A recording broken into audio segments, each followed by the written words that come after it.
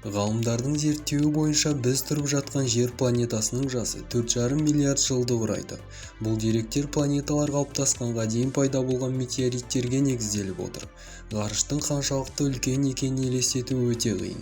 Тек біздің галактикада шамамен 100 миллиард жұлдыз бар, ал ғаламда триллиондаған галактикалар болуы мүмкін.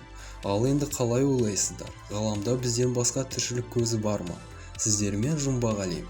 Экраннан алыстамаңыздар. Әуелі күн жүйесіндегі планеталарды еске түсірейік. Күннен алыстарынан бастасақ, Меркурий, Венера, Жер, Марс, Юпитер, Сатурн, Уран және Нептун 8 планета болды. 9-шы Плутон қайда? Ал Плутонды ғалымдар жұлдыздың айналасында тәуелсіз айналмау себебінен алып тастаған. Сол себепті Ай сияқты жерсерікті планета ретінде санай алмаймыз. Бәлкім құс жолы дегенді естіген боларсыздар. Бұл біздің Жер мен күн жүйесі орналасқан галактика. Астрономдар осы құс жолы жұлдыздарының айналасында 5502 экзопланета тапты. Біздің 8 планетамен қосқанда 5510 болды.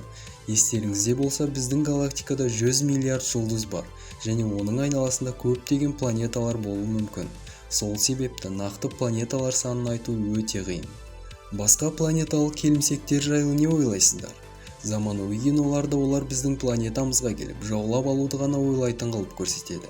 Ұшатын тарелкалар туралы видеоларды біразыңыз көрген шығарсыздар.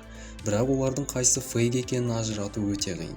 Негізі мұндай құбылыстармен уфология айналысады, бірақ ресми түрде ғылым ретінде саналмайды.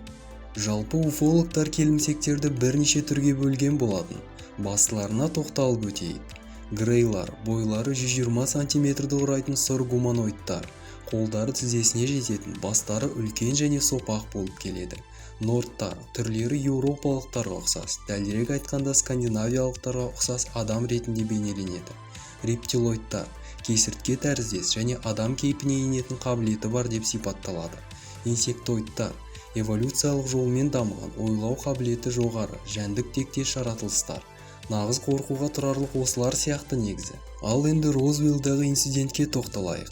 1947 жыл, Нью-Мексико штаты, Розвилл қаласы. Жергілікті фермер Уильям Брейзил түнде ұйықтап жатқанында жарылысқа ұқсаған дауыс естиді. Таңертең Брейзил қойларын таппай іздеуге шығады. Бірақ жайылымнан бірнеше шақырымдық бос жерде түсініксіз қираған үйіндіні байқайды. Жақын маңда сынақ өткізетін полигон болған, бірақ сынықтар ұшақтікіне ұқсамады. Ол жақындап зерттей бастайды.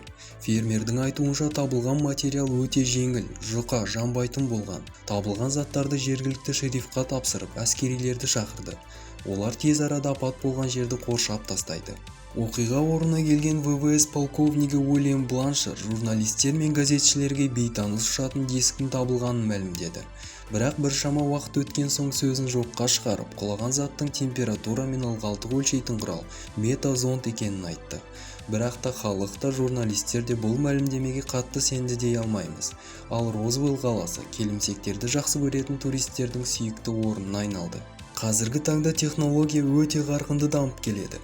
Бірақ та басқа планеталарға қоныстану туралы фантастика болып көрінеді. Дегенмен, американдық инженер Илон Маск 2030 жылға дейін Марсты қоныстандыратын ойы бар екенін айтты. Сансыз планеталар арасында тіршілік көзі бар жоғы әлі күнге дейін үлкен сұрақ болып отыр. Ал келімсектерге сену немесе сенбеу әркімнің өз таңдауы әрине.